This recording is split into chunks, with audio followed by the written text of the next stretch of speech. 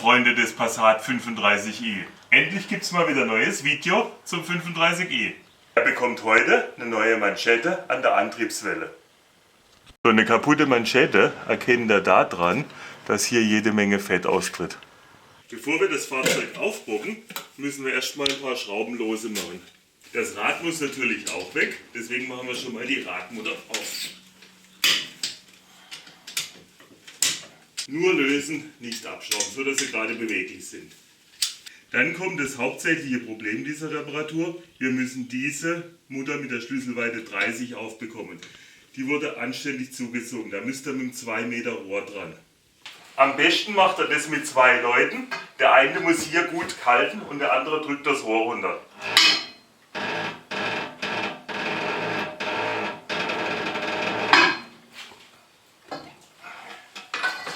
Okay, jetzt wieder. Jetzt ist es offen. Danach können wir das Fahrzeug aufbocken. Wenn der Wagen aufgebockt ist, können wir auch das Rädchen abnehmen. Und wir nehmen das Rädchen ab. Die Innenschraube können wir natürlich auch gleich rausmachen, beziehungsweise bei dem Typ von Achswelle ist das eine Mutter. Unter der Mutter ist noch eine Unterlagscheibe, eine relativ dicke. Das Zeug war also so drin. Jetzt ist die Welle im Prinzip lose, aber wir kriegen sie so nicht raus. Die Gegenseite ist auch noch verschraubt. Wenn wir mit der Antriebswelle hantieren, ist dieser Plastikabweiser ständig im Weg, also müssen wir den wegmachen. Leider ist der nicht geschraubt, sondern mit so komischen Spreizdübeln vernietet. Gibt es unten Löcher, da könnt ihr mit dem dünnen Durchschlag die Niete lösen.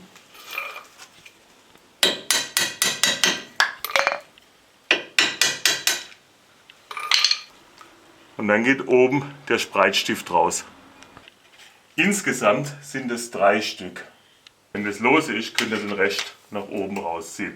Auf der Innenseite ist die Antriebswelle mit sogenannten Vielzahnschrauben, und zwar sind es 8er ans Getriebe angeflanscht. Das sind insgesamt 6 Stück, man kommt aber nur an 2 oder so bei, musst immer die Achswelle ein bisschen weiter drehen. Ich habe jetzt den Gang reingemacht und da müsst ihr schauen, dass der Kopf gut sitzt und dann könnt ihr die aufdrücken. Die sind nämlich ganz schön zu. So, das machen wir jetzt reihum mit allen 6 Schrauben. So, das war die letzte. Wenn alle lose sind, können wir die Schrauben jetzt gemütlich rausmachen. Eine. Jeweils unter 2 Schrauben ist so ein Druckblech.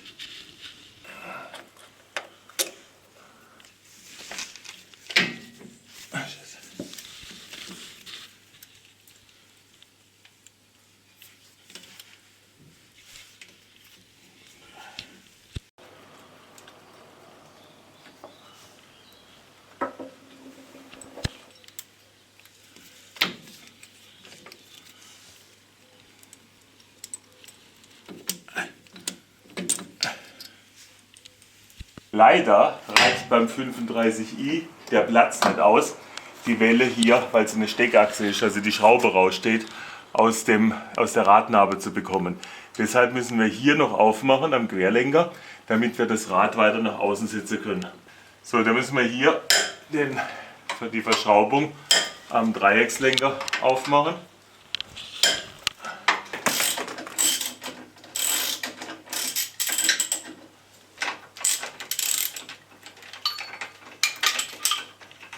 Das sind insgesamt 3 Schrauben. Brauchen wir also ein bisschen. Die Gewinde sind wieder mal relativ lang. Und oben liegt dann so ein Mutternblech drüber, also 3 Muttern im Blech. Jetzt haben wir hier mehr Freiheit. Jetzt können wir mit der Antriebswelle hier runter und hier raus. Das war's schon. Jetzt kommt der schönste Teil der Arbeit. Schön in das Fett rein. Wir haben die Antriebswelle in den Schraubstock angespannt und müssen zuerst die alten Schellen loskriegen.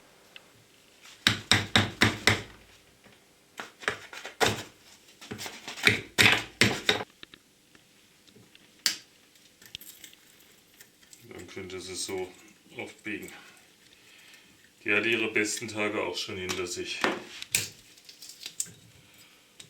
Und das war die von der anderen Seite. So. Die ist eh defekt, die können wir sie gleich schneiden.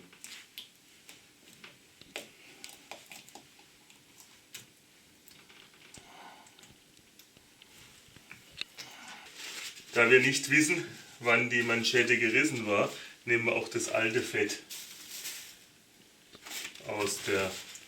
aus dem Gelenk. Diese Art von Gelenk hat hier keine zusätzliche Wellensicherung, sondern der Sicherungsring liegt innen. Das wird einfach abgeschlagen.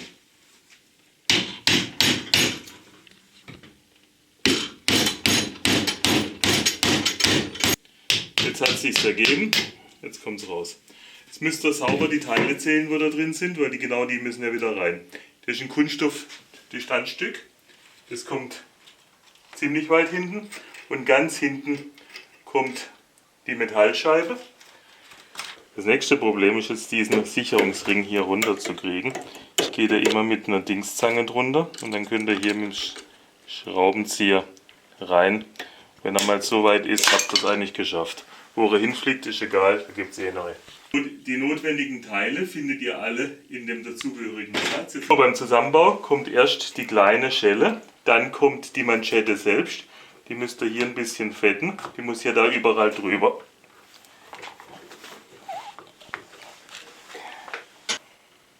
Dann kommt sie bis hier hinten drauf. Dann ist die Manschette mal weg. Danach kommt der konkave Ring in dieser Orientierung drauf. Dieser Plastikspacer, dieses Zwischenstück, muss in der Orientierung drauf, dass der wieder passt. Und jetzt muss hier eine neue Sicherungsclip rein. Den macht ihr am besten mit so einer Zange rein.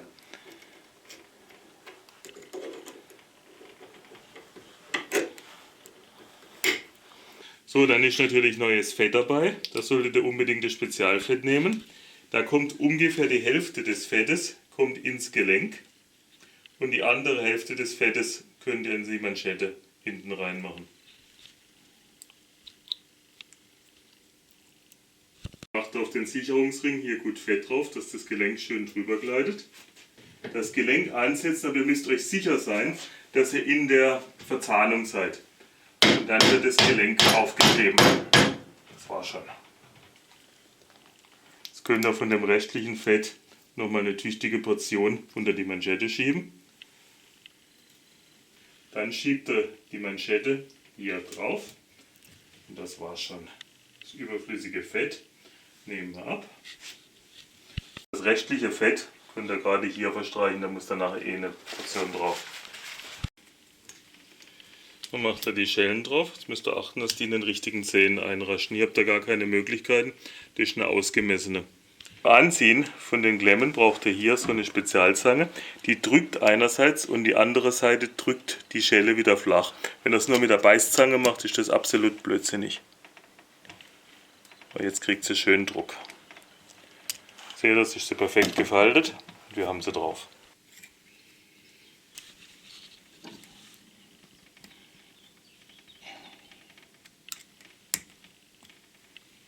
Die gleiche Nummer auf der anderen Seite. Schön schauen, dass er mittig sitzt.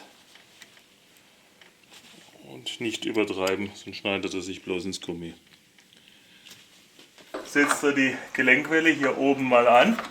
Jetzt muss der Radzapfen so weit weg, bis wir die hier reinkriegen. Da kommt sie so ungefähr.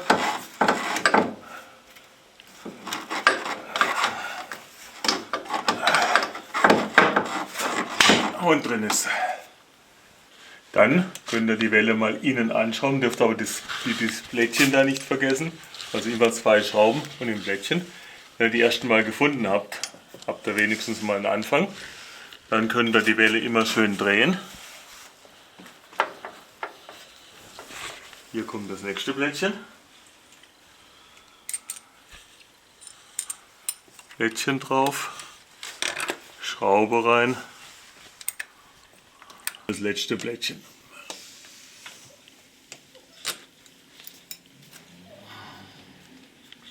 Und dann müsst ihr das Achsgelenk hier wieder reinkriegen. Da könnt ihr so ein bisschen mit dem Wagenheber unterstützen, damit es besser reinrutscht. Um die Schrauben hier reinzukriegen, müsst ihr mal mit dem Dorn die Teile schön fluchten. Dann kommt das Blech von oben drauf. Die Löcher fluchten ja jetzt. Und dann macht er schön die Muttern durch. So, eine haben wir mal.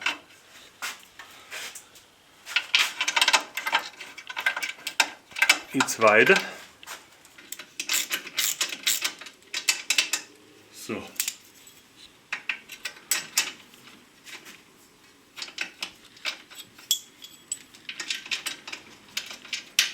Jetzt haben wir die dritte drin. Sehr schön. Wir ziehen die mal handfest an.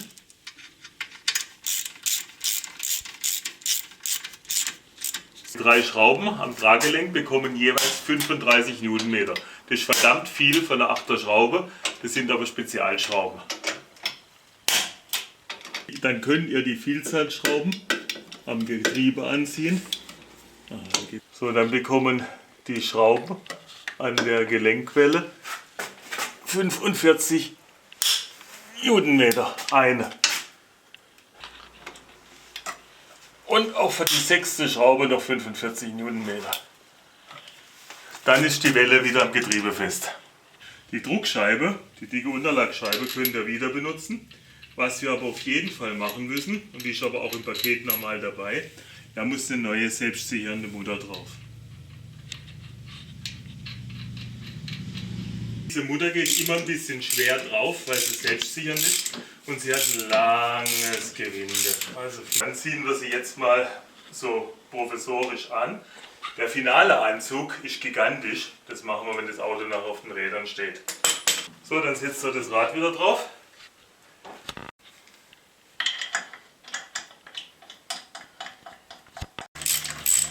Und dann ziehen wir das Rad über Kreuz mal so weit an, wie es geht.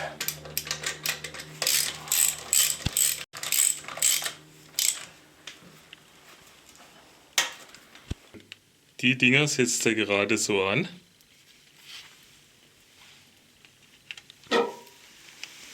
Weiter ansetzen, dass ihr sie habt. So ist perfekt. So können sie nicht rausfallen. Und ihr könnt jetzt den Windabweiser draufstecken.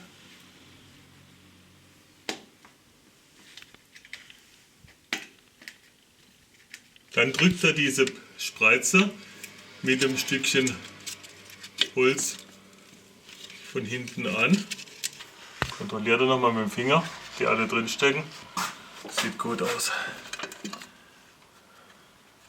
So, dann können wir das Fahrzeug wieder das Rädchen lassen.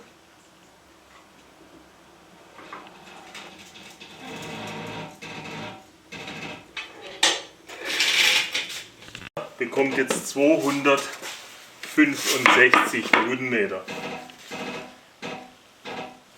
Das hat noch nicht gereicht. Und 265 Newtonmeter. Okay. Für die Radschrauben musste ich den Schlüssel natürlich umstellen. Die bekommen ihre 120 Newtonmeter. Ihr seht ja, ich muss mich da auch nicht so quälen. Zieht er schön über Kreuz an.